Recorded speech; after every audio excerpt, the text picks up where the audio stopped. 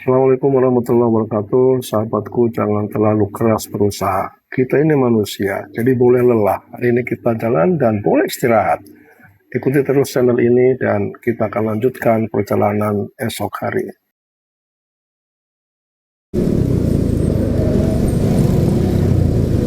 Perintah Kaisar Naga bab 6339, 6340. Sementara itu di lembaga penghakiman, saat sang hakim agung menerima kabar tersebut, ia tengah mengistirahatkan matanya di aula utama pengadilan.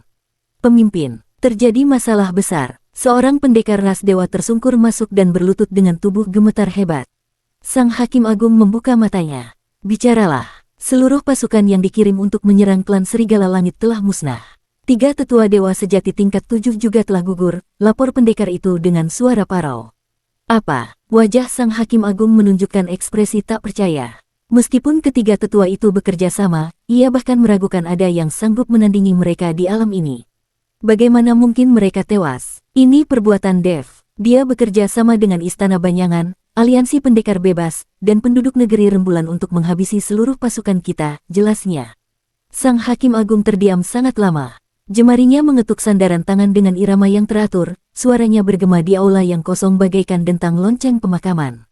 Dev, kau telah membuatku kehilangan seorang wakil pemimpin, seekor binatang suci jurang sukma, ratusan pendekar, sebatang rumput pengumpul jiwa, 3 tetua, dan 3.000 prajurit.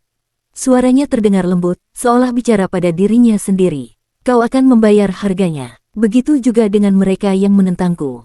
Ia bangkit berdiri dan melangkah keluar aula. Jubah emasnya berkibar ditiup angin. Di tangannya tergenggam sebuah pedang panjang emas yang memancarkan cahaya suci menyilaukan.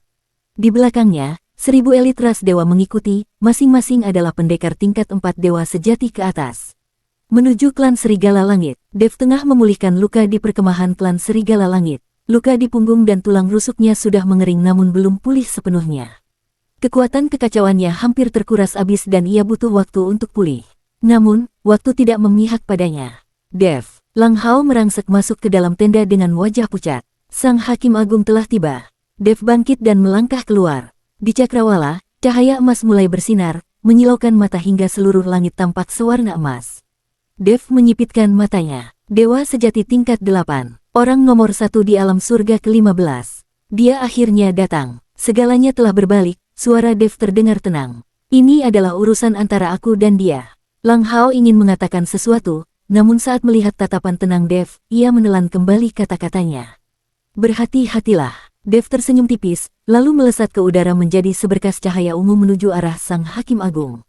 Sang hakim agung berdiri tegak di angkasa, jubah emasnya berkibar keras. Ia menatap Dev yang mendekat dengan senyum tipis. Dev, kau akhirnya datang. Dev berhenti 100 kaki di hadapannya, kekuatan kekacauan ungu melonjak di sekujur tubuhnya.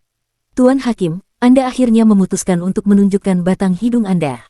Kau membunuh wakilku, merusak jurang sukmaku, merampas kristalku, membantai tetuaku, dan memusnahkan pasukanku. Dev, kau pikir kau bisa pergi dari sini hidup-hidup? Dev tertawa dingin. Kau pikir kau sanggup membunuhku? Sang hakim agung tidak menjawab. Ia mengangkat pedang emasnya dan menebas ke bawah. Cahaya pedang itu berubah menjadi bilah cahaya sepanjang 100 depa yang mengarah tepat ke Dev. Dimanapun bilah itu lewat, ruang seolah terkoyak menampakkan celah hitam pekat. Serangan ini jauh melampaui gabungan kekuatan 3 tetua sebelumnya. Dev tidak mundur. Ia mengangkat tangan kanan, api kekacauan memadat membentuk pedang api ungu. Pedang api dan pedang cahaya emas itu beradu. Duar. 2 kekuatan besar berbenturan, menciptakan dentuman yang memekakkan telinga. Seluruh dunia seolah bergetar, bebatuan di tanah hancur berkeping-keping, udara terkoyak, dan ruang di sekitarnya terdistorsi. Di perkemahan klan Serigala Langit yang jauh, semua orang merasakan tekanan yang luar biasa berat hingga banyak yang jatuh berlutut. Dev terhempas mundur puluhan kaki, pangkal jemarinya robek hingga darah mengalir membasahi gagang pedangnya. Setetes darah merembes dari sudut bibirnya. Kekuatan sang hakim agung ternyata lebih besar dari dugaannya. Menghadapi dewa sejati tingkat 8 bukanlah perkara mudah.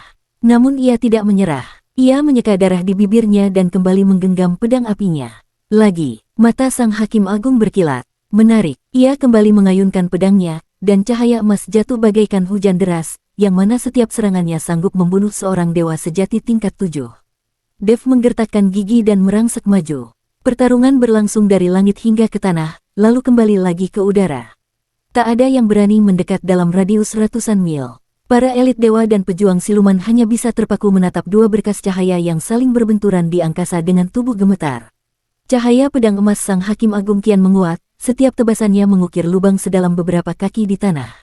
Perkemahan klan serigala yang sudah hancur kini rata dengan tanah. Rasakan ini, Sang Hakim Agung meraung, mengangkat pedang tinggi-tinggi. Cahaya suci memadat menjadi pedang raksasa sepanjang ribuan kaki yang dipenuhi simbol-simbol tertinggi ras dewa. Tekanan yang dihasilkan sanggup menghancurkan dunia. Pedang penghakiman akan menghabisi seluruh pembangkang. Bilah cahaya raksasa itu menghantam ke arah Dev dengan beban seberat gunung. Udara di sekitarnya tersedot abis menciptakan zona hampa udara yang gelap. Dev tampak sangat serius, kekuatan kekacauan di tubuhnya bergejolak liar. Api kekacauan menjalin kekuatan dengan intisari petir, berubah menjadi naga api ungu emas sepanjang 10.000 kaki. Naga itu mengaum, memamerkan taringnya dan menerjang pedang penghakiman. Raungan naga itu begitu keras hingga membuat para pendekar yang menonton terpaksa menutup telinga mereka dengan tubuh yang bergetar hebat. Di titik temu antara naga ungu dan pedang emas, takdir alam ke-15 sedang dipertaruhkan. Duar, ketika naga api dan pedang cahaya itu beradu, dunia seolah berhenti berdetak selama 1 detak jantung.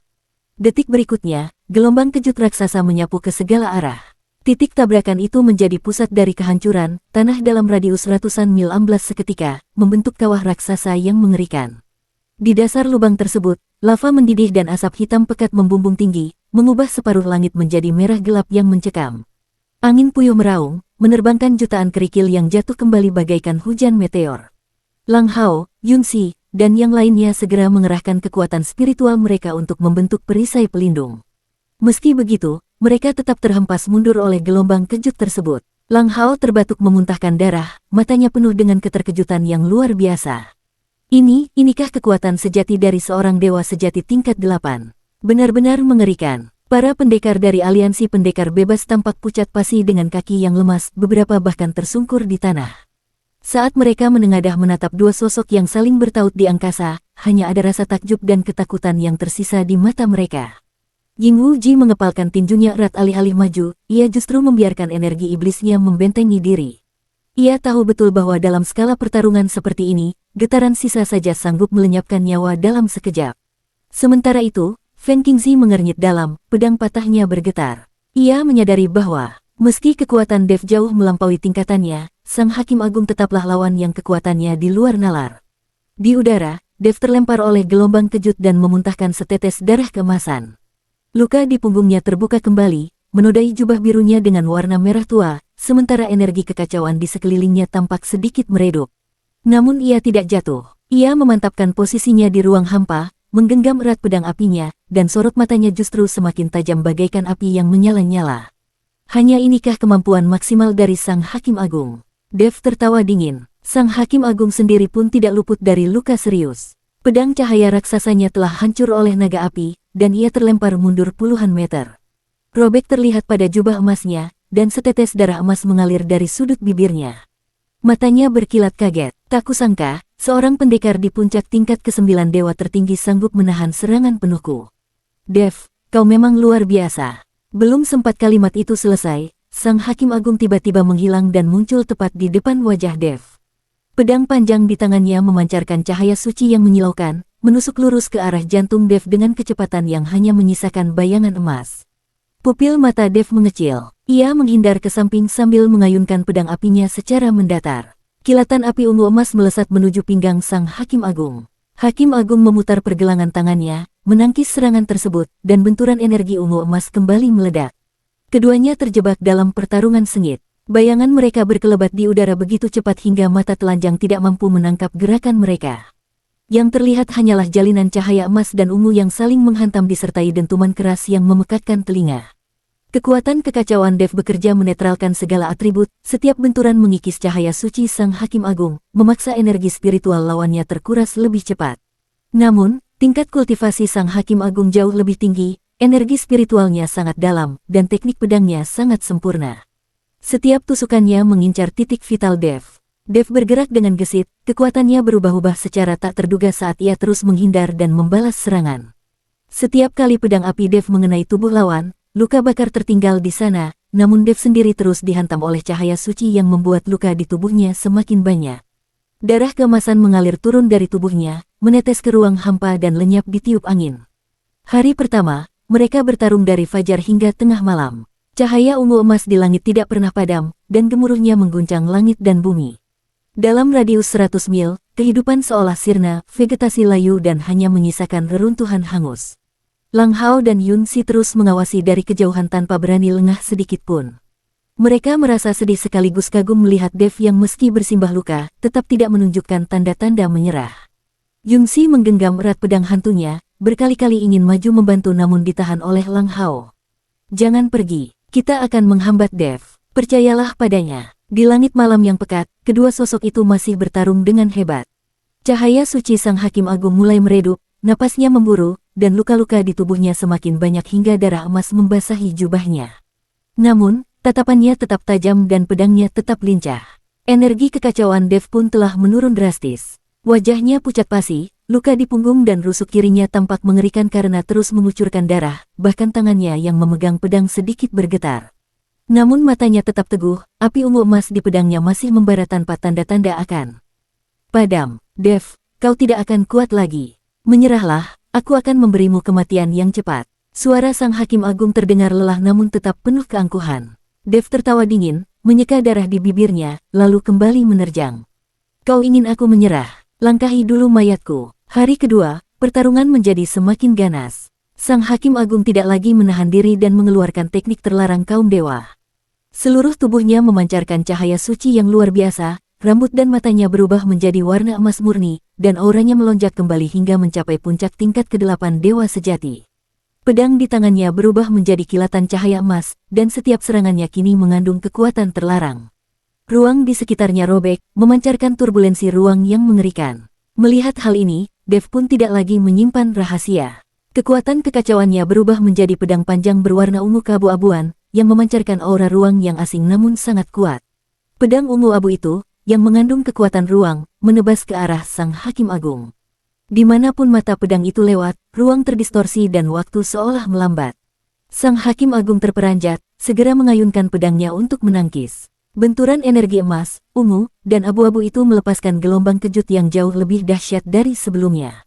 Kawah yang sudah seluas ratusan mil kembali melebar, lava menyembur keluar membentuk gunung berapi kecil, sementara asap hitam pekat menutupi langit sepenuhnya. Orang-orang yang menonton dari kejauhan merasa ketakutan. Banyak pendekar yang tidak kuat menahan tekanan ini dan jatuh pingsan di tanah. Lang Hao sendiri menderita luka baru akibat tekanan tersebut. Ia menatap langit dengan cemas. Sudah 2 hari, energi kekacauan Dev hampir habis. Sang Hakim Agung pun tampak sangat tertekan, namun jika ini terus berlanjut, Dev lah yang akhirnya akan runtuh. Yun Si terdiam dengan mata yang berkaca-kaca, namun ia tetap tidak menyerah. Ia tahu Dev bertarung demi mereka semua. Yang bisa ia lakukan hanyalah menjaga tempat ini agar tidak ada yang mengganggu duel penentuan tersebut.